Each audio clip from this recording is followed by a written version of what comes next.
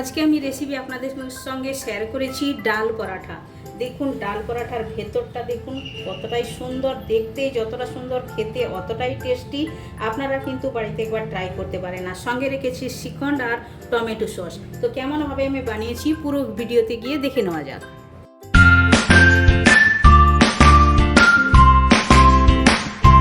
Welcome to my channel কি রান্না করিতে আপনাদের সবাইকে স্বাগত। আশা করি আপনারা সকলে ভালোই আছেন।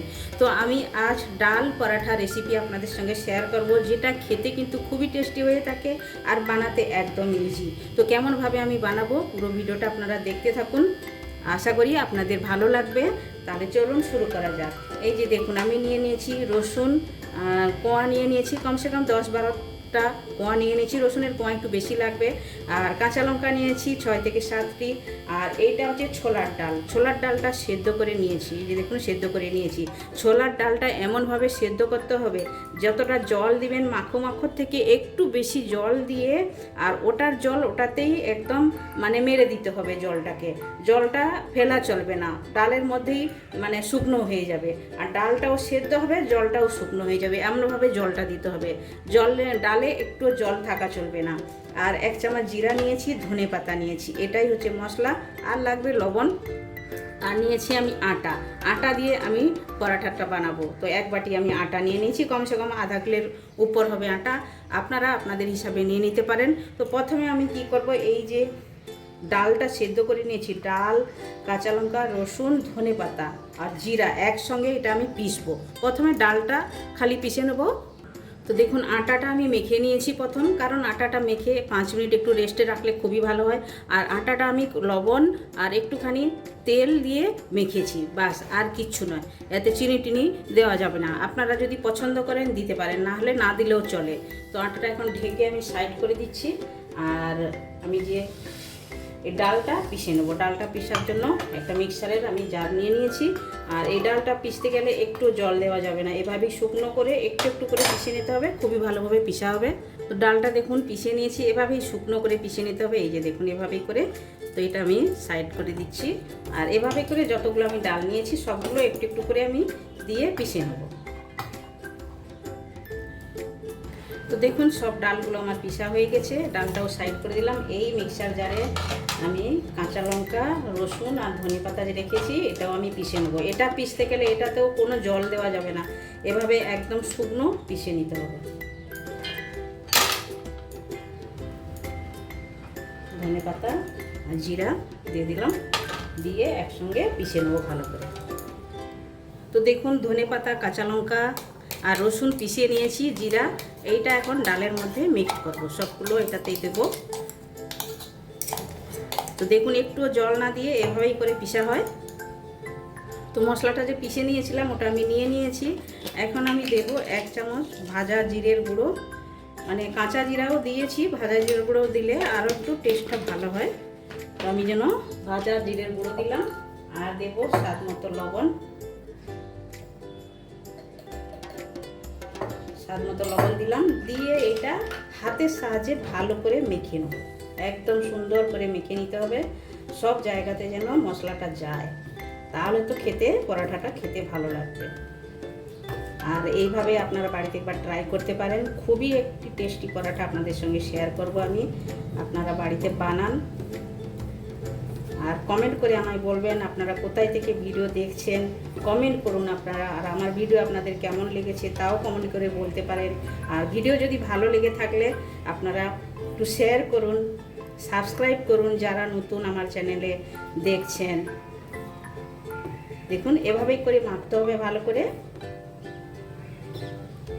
খুবই মানে এই যে আমি ধনে পাতা, রসুন আর কাঁচা লঙ্কা পিষেছি না, এর একটা মানে গন্ধটা খুবই সুন্দর আসছে।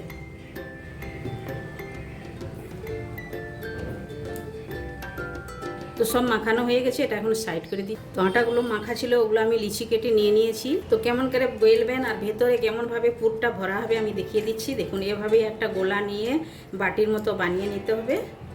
নিয়ে 1 চামচ এটার মধ্যে ভরে দিন।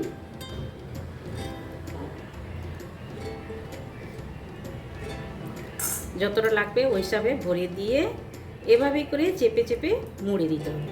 দিয়ে আবার গোল করে এটাকে এরকম করে প্রেস করে দিই। বাস একটা ভরা হয়ে গেল।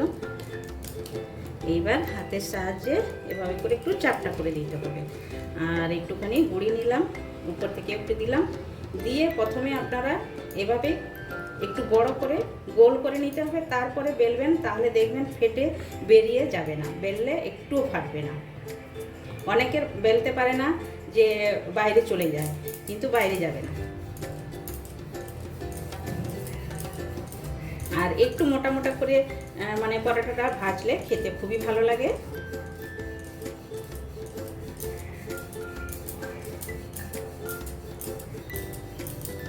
দেখুন কত সুন্দরভাবে বেলা হচ্ছে, একদম সব সাইডটায় গোল হয়ে।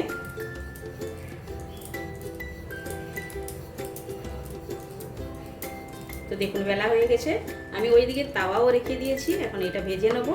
তাহলে গ্যাসের কাছে যাওয়া যাক। তো তাওয়াটা কিন্তু আমার গরম হয়ে গেছে, এখন আমি শুকনো 2 পিঠ একটু সেঁকে নেবো। তারপরে এপিঠ ওপিঠ সেঁকা হয়ে গেলে আপনারা তেল কিংবা বাটার দিয়েও সেঁকে নিতে পারেন। তো একটা যত সময় সেঁকা হচ্ছে, আবার একটা আমি ওভাবেই করে বানিয়ে নিচ্ছি। এই দেখুন পুর ভরে দেখিয়ে দিচ্ছি আরেকবার আপনাদেরকে। এভাবে প্রেস করে হাতের সাহায্যে এভাবে করে গোল করে চাপটা করে নিয়ে বেলে, এক সাইড কিন্তু সেঁকা হয়ে গেছে, টন করে দিচ্ছি। তো এপিঠ ওপিঠ কিন্তু ভালো করে সেঁকা হয়ে গেছে। এখন আমি একটু বাটার দেব।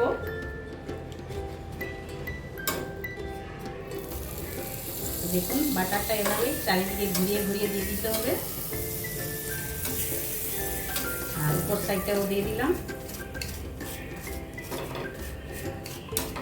বাটারটা দিলে খেতে কিন্তু খুবই টেস্টি হয়ে থাকে। আর আপনাদের কাছে বাটার না থাকলেও আপনারা এভাবে তেল দিয়েও বানাতে পারেন। দেখেন পরোটাটা কত সুন্দর ফুলছে। আর এভাবেই করে সব পরোটাগুলো আমি সেঁকে নেবো, সেঁকে নিয়ে তারপরে আমি প্লেটিং করে আপনাদেরকে দেখাবো। দেখুন একদম লাল লাল করে এভাবেই করে সেঁকে নিতে হবে।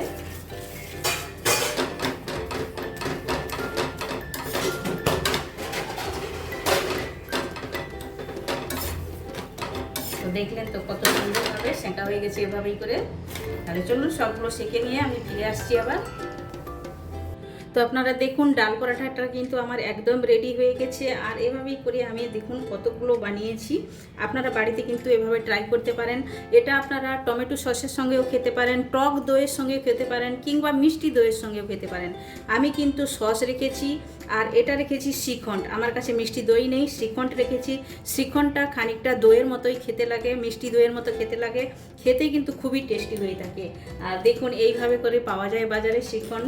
তো আমরা এখানে যেটা পেয়েছি ওটা দিয়ে খাই, ওটাই এনেছি বাজার থেকে ঘরে খাওয়ার জন্য।